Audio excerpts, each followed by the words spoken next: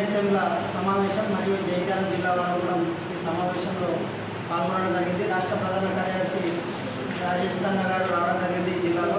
అదేవిధంగా ఇలా ప్రధానంగా చూసుకున్నట్టుంటే జిల్లా వ్యాప్తంగా గత ప్రభుత్వంలో బీఆర్ఎస్ ప్రభుత్వంలో ఉన్నత స్థాయిలో ఉద్యోగాలు పర్మనెంట్ చేస్తాం, కాంట్రాక్ట్ బేసిక్ ఏంటిది అనేది చెప్పడం జరిగింది కేసీఆర్ గారు.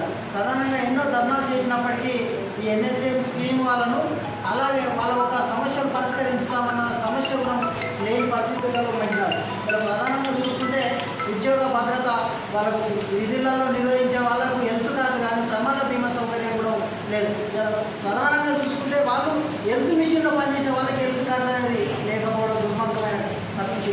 అదేవిధంగా వాళ్ళ ఒక ఉద్యోగాలు పర్మనెంట్ చేయాలి. అదే తెలంగాణ రాష్ట్రం కూడా కేంద్ర ప్రభుత్వం ఉన్నప్పుడు టీఆర్ఎస్ బీజేపీ పార్టీ కూడా అధికారంలోకి వచ్చే ముందు కోట్లాది నౌకర్లు ఇస్తాం, ఉద్యోగ భద్రత కల్పిస్తామన్న వాగ్దానంతో ముందుకు వచ్చినటువంటి ప్రభుత్వాలు ఏ ఒక్కరు రెగ్యులేషన్ చేయకుండా ఎంత చూసినటువంటి పరిస్థితి.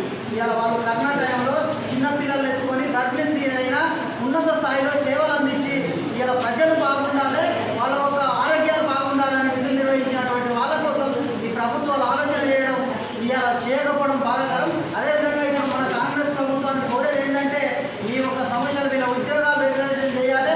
అదేవిధంగా వీళ్ళు ఆగిపోయినటువంటి జీతాలు ప్రధానంగా రికార్డులతో కాదని బతుకుల వల్ల ఇలా వాళ్ళ ఒక జీతాలు కూడా 3-4 నెలల నుంచి ఆగడం జరిగింది. ప్రధానంగా జీతాలు కూడా వేయాలి. అదేవిధంగా వీళ్ళకి ఒకటి విధులలో ప్రమాద బీమా సౌకర్యం కూడా కల్పించాలని ఈ ప్రభుత్వాన్ని కోరుతా ఉన్నాం. వెంటనే వీళ్ళని రెగ్యులేషన్ ప్రధాన డిమాండ్ ఏంటంటే వీళ్ళని రెగ్యులేషన్ చేయాలి. ఎన్హెచ్ఎం స్కీమ్లో పనిచేసే వాళ్ళందరినీ కూడా వాళ్ళని రెగ్యులేషన్ చేయాలి. వాళ్ళ ఒక ఉద్యోగ భద్రత కల్పించాలని ఏఐటీసీ జిల్లా సెక్రటరీగా సిరిసిల్ల జిల్లా సెక్రటరీగా కూడా జరుగుతూ ఉంది.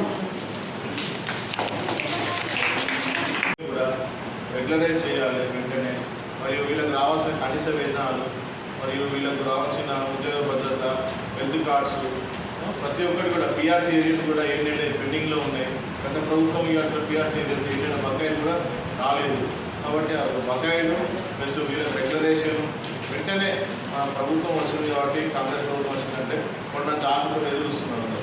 ఈ ప్రభుత్వం మాకు ఈ రెగ్యులరైజ్ చేయాలని నేను ఈరోజు మన జగిత్యాల రాజన్న సిరిసిల్ల ఎన్హెచ్ఎం ఉద్యోగులందరినీ చెప్తున్నాను.